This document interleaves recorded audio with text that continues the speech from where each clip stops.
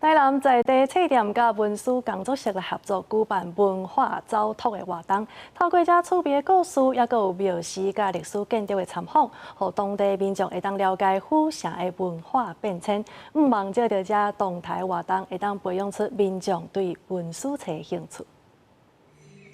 老师用趣味的方式来讲一出动物美小册的故事，透过册内容引入庙宇文化，互民众了解庙其实哪像博物馆，无论是展览、雕刻，拢有真侪动物的形象。这摆在地册店甲文史工作室合作办文化走读活动，带大家去参观创建伫17世纪的北极殿，那探索人文历史，嘛是一互大家走出庙内倒位有动物的艺术品。拜拜可能真的就是有点走马看花。今天就是像有这个图示，然后虽然老师等一下才会就是帮我们做解答，然后可是就我们会很仔细的去看，这很多的动物它就藏在我们的庙里面，那它其实有很多它隐晦的意涵，比如说豹，然后鹤，然后虎。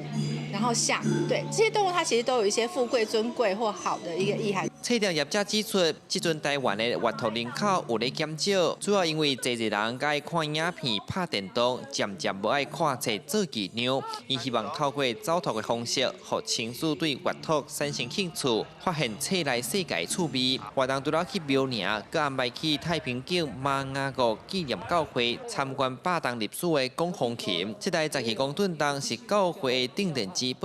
高达游玩的使用。也有包括笛管、笛子的声音，有喇叭的声音、弦乐的声音。那个熟练的那个老师一弹起来，好像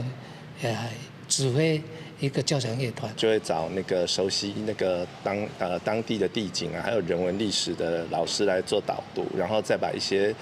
相关的书籍介绍进来，这样子。主办单位表示，继续会办12场无共形式的活动来推广阅读，同时因近来嘛积极咧推广簿记，设计相关的台语册，要互囡仔有更加侪簿记的学习资源，甲台语结合伫大家日常生活当中。记者从台南采访报道。